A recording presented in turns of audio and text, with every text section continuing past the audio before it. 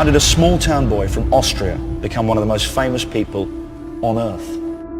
Dream. I was poor because I didn't have anything. I had no money, I had no things, we had no TV, we had no refrigerator, we had nothing as kids. But I was rich because I had a dream. I had a dream of becoming the greatest bodybuilder, and I had a dream to use bodybuilding as a means to get into films. I don't like being too comfortable. Once you get used to it, it's hard to give up. I rather stay hungry. Am I more hungry to be Mr. Olympia? Or am I more hungry to eat like everyone else out there and therefore look like everyone else? You know, to me, I was more hungry to win Mr. Olympia, and I was more hungry and more interested, more excited about the fact of becoming a champion and being ripped on stage and being cut and winning the trophy and all those kind of things, because I knew that if I would just, you know, have a temporary joy here and eat and cheat, I'm most likely not going to make it. That someone else is going to walk right by me and someone else is going to grab the title, because many times these competitions were very, very close. And I remember especially in 1980 where it was just 2 points, and you know, any mistake could have cost me the title. So this is not a mistake that I want to make. I want to be responsible, that I do everything that I can to be a winner.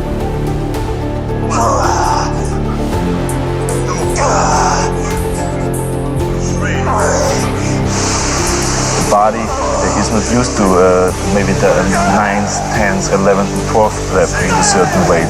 So that makes the body grow then. Going through this pain barrier, experiencing pain in your muscles and aching, and just can go on and go on and go on. And this last 2 or 3 or 4 repetitions, that's what makes actually the muscle then grow.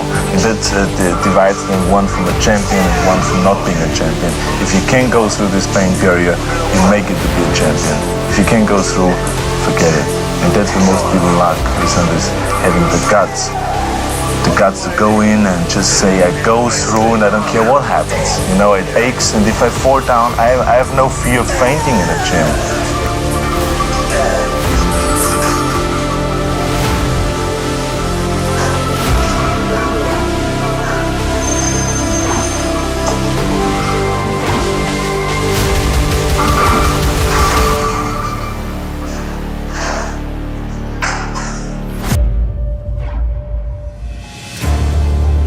Every legacy is different. Every legacy can be great. My dream was to leave a mark in bodybuilding, become a champion who would always be remembered. Sweat and sacrifice and pain, but ultimately it led to triumph. The most important thing is that you have a vision, that you have a goal.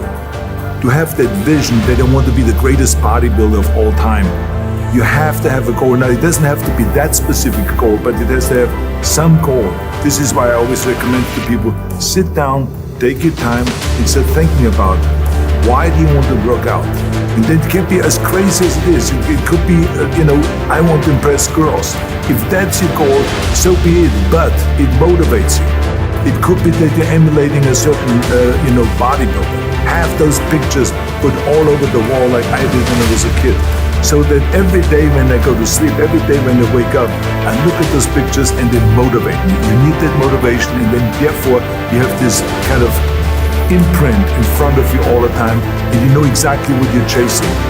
And this is why I always smiled when I was in the gym. People always come up to me and says, why are you smiling? You're working out 5 hours a day. You're doing the same as the other guys, but the other guys have a sour face. They're pissed off that they have to do another rep or another set or something. I looked forward to. Why? Because I knew that every rep that I did and every set that I did and more weights that I lifted, I get one step closer to turning that vision into reality. Expose your weak points. You're gonna go and hit those marks, and then you move the bar higher, then you move the bar higher, and you feel that with hard work, you can achieve the goals and you can become successful. The greatest feeling you can get in a gym, or the most satisfying feeling you can get in the gym, is the pump. Let's say you train your biceps, blood is rushing into your muscles, and that's what we call the pump. Your muscles get a really tight feeling, like your skin is going to explode any minute. It's really tight. It's like somebody blowing air into your muscle. It just blows up, and it feels different. It feels fantastic. I worked on it. I started visualizing myself very clearly as a lean athlete, because that's the only way I could lose that weight and all of a sudden get interested in running more, because up until that point I ran like 3 miles after training or before training or whatever, but now all of a sudden it was 5 miles, 6 miles, 7 miles, 8 miles in order to lose the weight, and I did everything with high reps, and I was watching my diet, what I eat and all those kind of things. And the day before, with Bob Rafus, he says, let's step on the scale.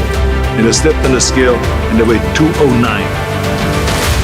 So it just shows you what is possible if you visualize exactly what you want to look like. So it can go one way, which is that you can lose weight and get trim and get slim and everything, get the abs out, or you go the other way and you gain weight because you see yourself big and you see yourself as a winner of a Mr. Olympia or something like that.